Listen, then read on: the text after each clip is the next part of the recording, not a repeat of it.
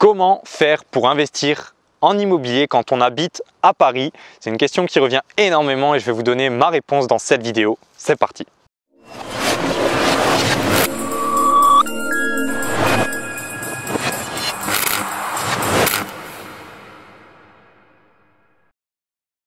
Bonjour très chers investisseurs immobiliers, futurs millionnaires et amis parisiens sans doute qui regardent cette vidéo.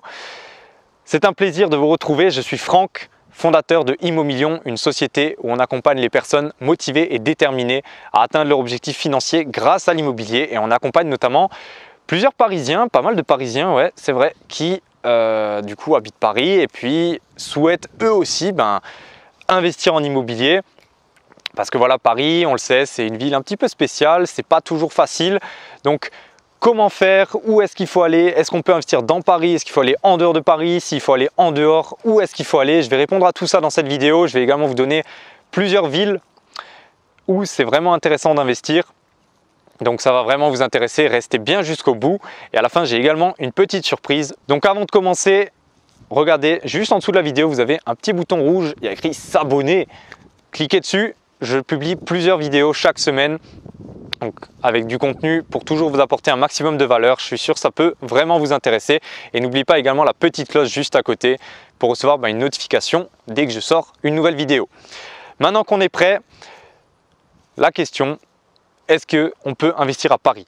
Paris, c'est cher, je ne vous apprends rien. Donc, je suis sûr qu'il y a certaines techniques pour investir à Paris, mais pour une personne débutante ou intermédiaire, c'est pas ce que je vais conseiller. Ça va être beaucoup plus facile d'aller dans des villes en dehors de Paris, en province.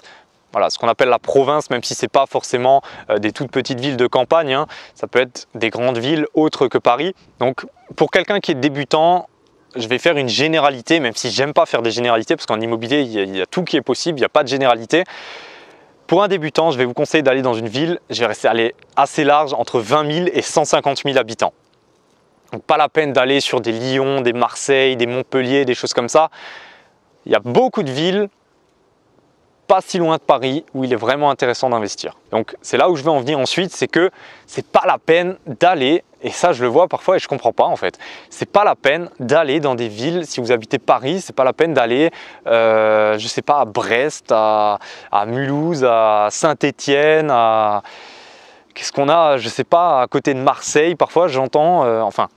Pourquoi pas? Je veux dire, oui, c'est des villes intéressantes, mais pourquoi faire tellement de routes et tellement de déplacements? Parce qu'après, il faut quand même gérer un peu les travaux. Il faut ensuite, même si c'est un revenu passif, l'immobilier, c'est jamais 100% passif. Que ce soit un revenu 100% passif, voilà, ça n'existe pas vraiment. Il y a toujours quelque chose à faire derrière. Donc, si on peut, autant être assez proche. Donc, qu'est-ce que j'entends proche? J'entends 1 à 2 heures de route maximum. Et puis, je peux vous garantir qu'il y a plein de villes, et on va les voir après, il y a plein de villes à 1 à 2 heures de route maximum de Paris où il est vraiment intéressant d'investir.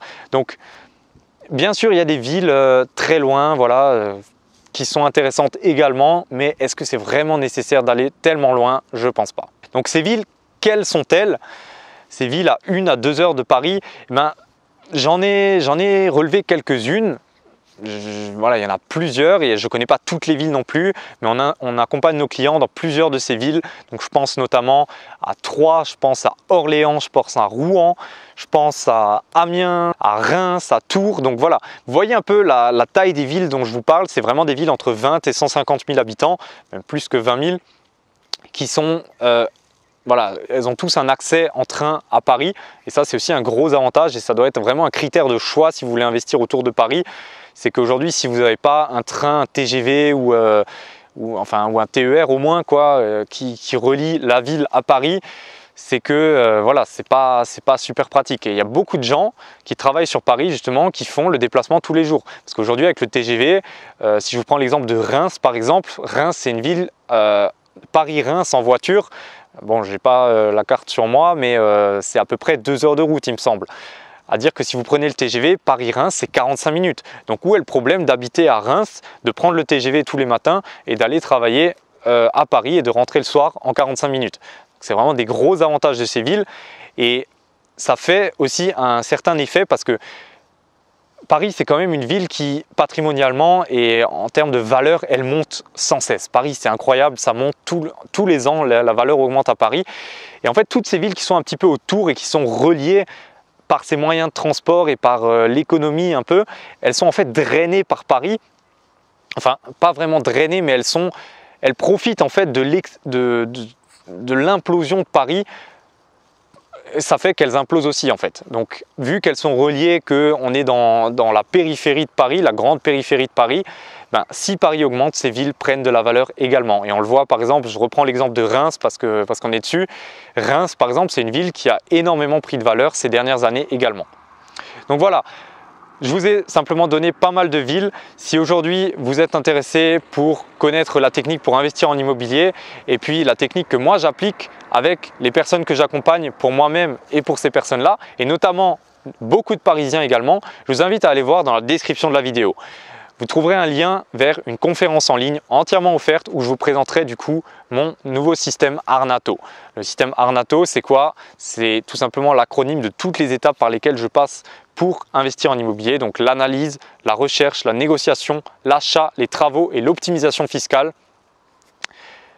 Encore une fois, c'est la technique que moi j'applique, qui a fonctionné pour moi, qui a fonctionné pour tous nos clients. Donc voilà, beaucoup de contenu vraiment intéressant.